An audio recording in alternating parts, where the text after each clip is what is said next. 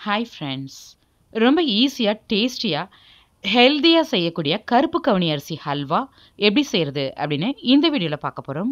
ஒரு சின்ன preparation step இருக்கு.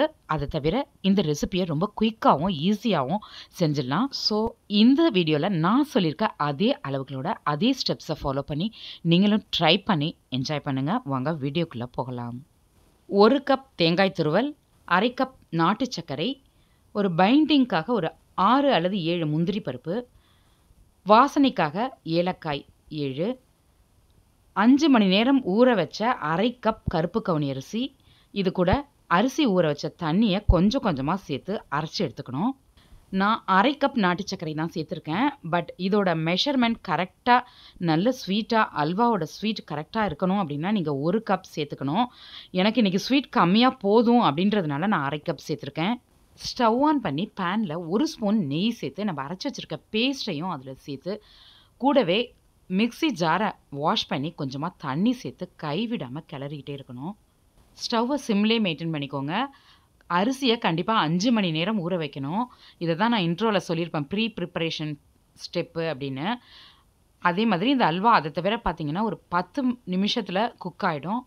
நல்லா குக் ஆன பிறகு இது கருப்பு கலரா சேஞ்ச் ஆயிடும். அந்த அரிசியோட கலர்லயே. அதுக்கு பிறகு நம்ம கேஷ்யூ ஃப்ரை பண்ணி சேர்த்துக்கணும். மத்த நட்ஸ் எல்லாம் இதில சேர்க்க வேண்டாம். பாதாம் அந்த மாதிரிலாம். கேஷ்யூ மட்டும் சேர்த்தாலே இது ரொம்ப சூப்பரா இருக்கும். 1 கப் அரிசி சேர்த்தீங்கன்னா, அதே கப்பாலே 2 கப் தேங்காய் துருவல் சேர்த்துக்கோங்க.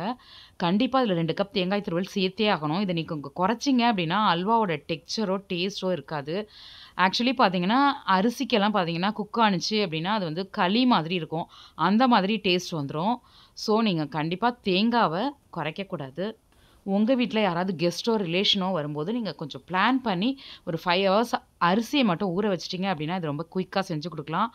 எல்லாருக்குமே பிடிக்கும். எல்லாருமே இது என்ன ஸ்வீட் ரொம்ப நல்லா இருக்கே! அந்த மாதிரி கேட்க ஆரம்பிச்சுருவாங்க. இந்த அல்வாக்கு நெய் ரொம்ப கம்மியா சேர்த்தா போதும். ஸ்டார்ட்டிங்ல 1 ஸ்பூன் நெய் சேர்த்துருக்கேன். அதுக்கு பிறகு கேஷ்யூ ஃப்ரை பண்ணுறதுக்கு கொஞ்சமா சேர்த்துருக்கேன். அவ்வளோதான். ஸோ கம்மியா சேர்த்தாலே போதும். எனக்கு ஸ்வீட்லாம் அவ்வளவா செய்ய வராது அப்படின்றவங்க கூட இத ட்ரை பண்ணி பார்த்தீங்கன்னா, அவுட்புட் சூப்பரா வரும். ஒரு ப்ரொஃபஷனல் செஃப் செய்ற மாதிரி அல்வாவா இருக்கும் அது. அதே மாதிரி கடையில கிடைக்கிற அல்வா மாதிரி இருக்கும். சூப்பர்பா இருக்கும். கண்டிப்பா ட்ரை பண்ணி பாருங்க.